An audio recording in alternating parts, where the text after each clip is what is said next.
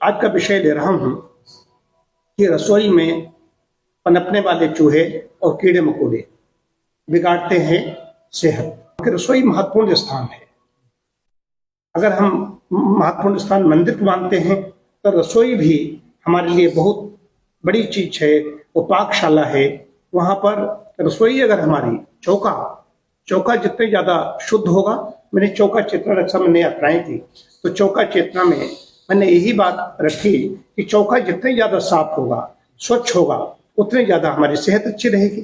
सफाई का स्वास्थ्य से सीधा संबंध है। बरसात के दिन चल रहे हैं, बरसात में वैसे भी नमी पाते ही एक जो घुन और एक कीड़ी सूढ़ी टाइप जो होती हैं, अपनी क्षेत्रीय भाषा में बोली जाती हैं, चींटी हैं, ऐसी चीजें हैं वहां पर हो जाती हैं, तो उसके दोषी हम ही हैं। अब से तिलचट्टे ही है, उनको नमी चाहिए, उनको वैसी चीज चाहिए, और वो सीलन में अंधेरे में ही सक्रिय होते हैं और अंधेरे में ही वहां पर अपना संतत बढ़ाते रहते हैं।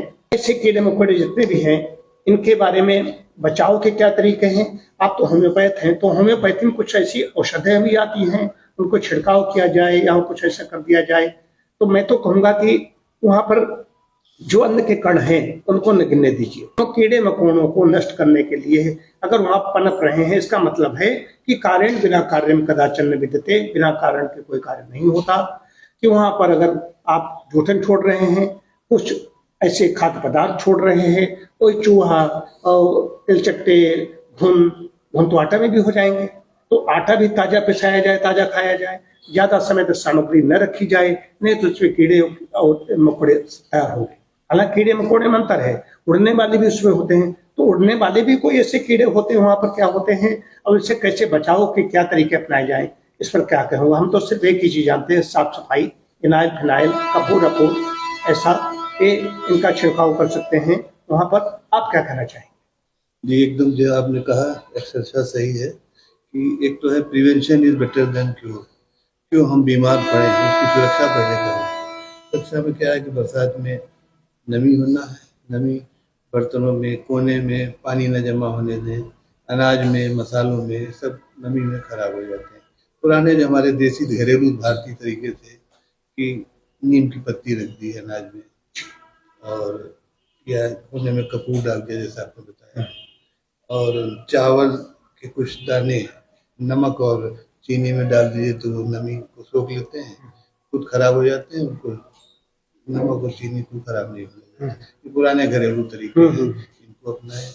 और अगर मसालों में नमी आ जाए थोड़ा सा गर्म कर लें, फिर उसको स्टोर करें, एयर टाइट डिब्बे रखें, ये जो है सीलन से बचाव रखना है।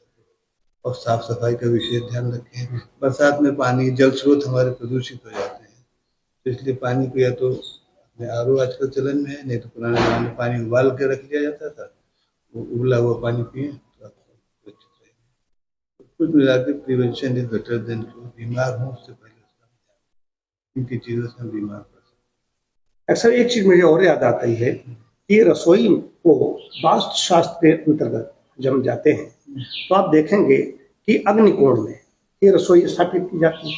तो अग्निकोण का मतलब है, अग्निकोण से कई बार आप देखेंगे जब सूर्य देव उत्तरायण हो जाते हैं तो अग्निकोण से आकर के नैऋत्य में ही संपन्न मतलब कि अस्त हो जाते हैं। और वैसे भी ईशान कोण से होते हुए अग्निकोण में आएंगे, फिर नैऋत्य होते होते वायव्य में वहां तक पहुंचते हैं। ये है उत्तरायण। अब ये दक्षिणायन प्रवेश हो गया, तो अग्निकोण में रसोई न होना भी, क्योंकि जहां पर सूर्य का प्रकाश में चाहता हूँ, सूर्य प्रकाश घर में पहुंचना चाहिए, लेकिन रसोई में सूर्य का प्रकाश नहीं पहुंचता, सूर्य की किरणें नहीं पहुंचती हैं।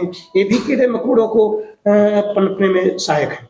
अंधेरा मतलब कि अभी तो नमी होगी, अगर वहां प्रकाश पहुंच रहा है, सूर्य को स्थावर जंगम की आत्मा कहा गया है, तो सूर्य की किरणें, सूर्य का प्रकाश जहां होता है वहां पर ये सब कीड़े मकोड़े अपने आप ही वहां से भागते रहते हैं। वो सबसे ज्यादा स्वयं मतलब कि ऐसी चीज है कि उनको सबको देखो ना, दिन जैसे हुआ, बरसात के दिन है, बादल है, लेकिन फिर भी कीड़े मकोड़े कहाँ दिखाई दे रहे हैं। इसी प्रकार से तो धूप भी, अगर ऐसी रसोई का निर्माण करें, पाकशाला जो बनाएं, तो मैं समझता हूँ वहां पर सूर्य का प्रकाश भी आना चाहिए। आप क्या कहना चाहेंगे? नहीं, एकदम सही कह रहे हैं। नहीं, कीड़े मकोड़े पनकेंगे, कीड़े मकोड़े बरसात में फफूंदी भी दिखाई देती है, फफूंद है, ये सब ऐसी चीजें हैं, तो ये हमारी सेहत के लिए दुश्मन बनेंगे। एक चीज और ध्यान रखना चाहिए, जैसे बरसात है, खाना या जो भी है जल्दी प्रदूषित होना है, जल्दी सड़ना है, तो खाना बना के बहुत देर इंतजार न करें। खाना बने तो कम से कम 2 घंटे के अंदर उसको उपयोग कर लें। ट्रेन में देखता हूँ बहुत शिकायतें आ रही, वीडियो ऐसे आ जाते हैं, तो उसमें कॉकरोच ही निकलता है। तो इसके बारे में मतलब यही क्यों निकलता है? इसकी इसकी शिकायत ये बड़ा होता है इसलिए दिखाई दे जाता है, या क्या मतलब क्या है? ये पनपता ही ऐसी जगहों पे, इवन पानी के जहाज में भी बहुत पाया जाता है। जो समुद्र में रहता है उसमें बहुत काकरोच होते हैं। इसके लिए जो दवाओं का सहारा लेना पड़ेगा, ब्लीच है या आजकल वो लक्ष्मण रेखा वगैरह, इससे निकलते मर जाते हैं। ये सब नॉन टॉक्सिक है, लक्ष्मण रेखा का यूज कर सकते हैं। लक्ष्मण रेखा, हाँ, लाइन हम लोग एक शाला में भी उसके बनाते हैं।